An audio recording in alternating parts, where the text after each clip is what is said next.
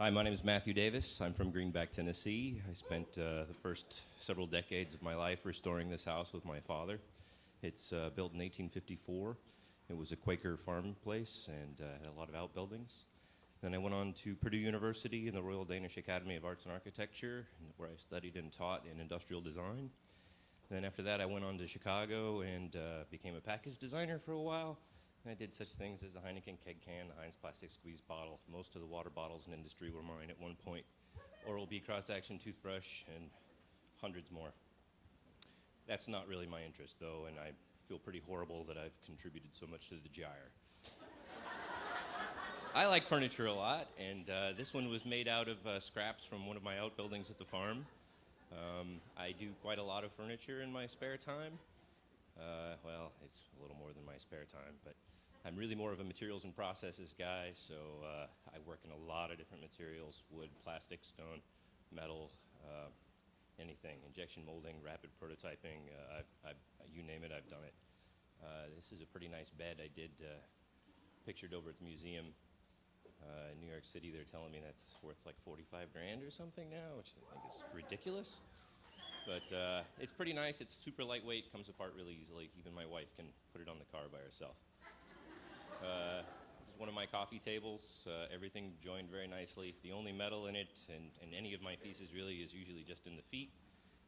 Everything is joined in very clever ways, so even if it looks like you understand the joint, you probably don't.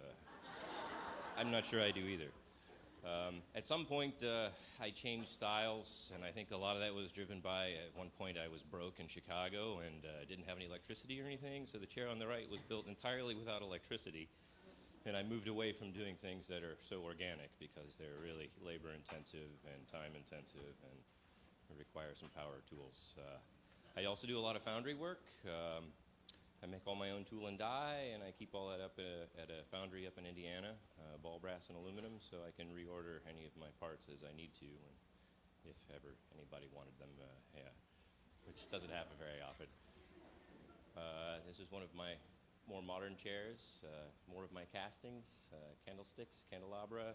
This is a pendulum for a grandfather clock I seem to keep working on for decades, and one of my coat hooks, which I frequently mount those, many of them on a board or whatever.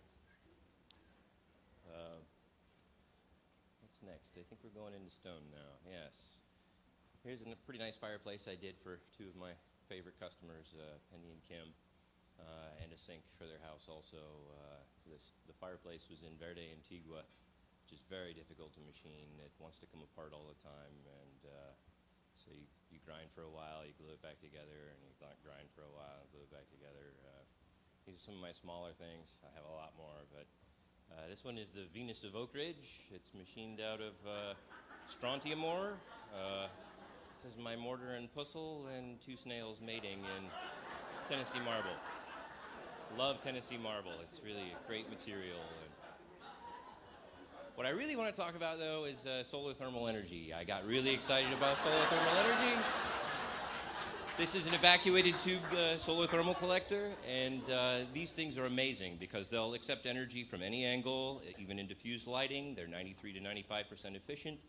And if you heat your hot water and heat your house with hot water, as you see here, using hydronic floor heating techniques, you can eliminate 70% of your power bill for about $1,000 in hardware cost. So it makes photovoltaics at 14% efficiency seem not like a very good idea, because you can literally knock out 70% of your bill by using these kinds of techniques. This was my entry for the 2012 NASA Tech Briefs Create the Future Design Competition. This one is a parabolic trough that's fully actuated, angle and azimuth. It doesn't use any electricity. There's no motors or anything to do it. It uses differential gas pressures to do the turn and tilt of the trough. It makes steam. Here's a little better shot of the controllers for controlling the angle and azimuth. It makes steam, and then it makes electricity, and then, of course, everything that comes out of the turbine is usable heat. You can use it to heat hot water, or heat your house, whatever. This is just a very small test bed, just for that competition, and to prove out my ideas. Here's a view of my steam turbine. This is a Tesla turbine, which was invented in 1912 by Nikola Tesla. This one was made in England by a friend of mine, Glenn Turner. And these are amazing because you can scale these for residential purposes and make all of your electricity at the same time that you're heating your house and everything if you bump up the energy level. This is one of my turbine designs. I've modified the Tesla turbine in several ways. I'm hoping to start manufacturing these soon so that everybody can start using these kinds of techniques and say goodbye to your power bill and probably get a check, because when you're not using 70% of the power that you would normally be using, and it seems silly to me to use the grid to distribute that power if you're just going to make heat out of it anyway, and you can get that for free off your roof. These are Vico collectors. There's another collector design. It's a linear Fresnel collector on the top right. Bottom right is a screenshot from a program a friend of mine and I wrote that automates the design of linear Fresnel reflectors, which do the same thing that a parabolic trough can, but they can be flat.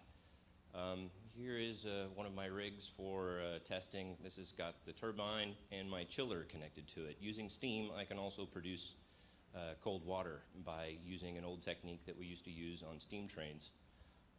It uses steam jet ejectors. What I did was repurpose some Venturi pumps and set up a two-stage ejection rig. This is a company I've just started working with. This stuff is really exciting. It's a phase change material. It goes in much like insulation in your walls or your ceilings or your floors, but it's not insulation. It has an M value instead of an R value, and what that means is it stores tremendous amounts of energy because it phase changes at room temperature, and you can pick whatever temperature it is that you want that to be. So you can turn your entire home into your thermal storage battery. That's all I got. This stuff's pretty complicated. If you want to know more, I'd be happy to talk with you about it. Here's one of my old chairs. If you ever see it in the world somewhere, please give me a call. It was stolen, and I'd really like to have it back. Have a great night.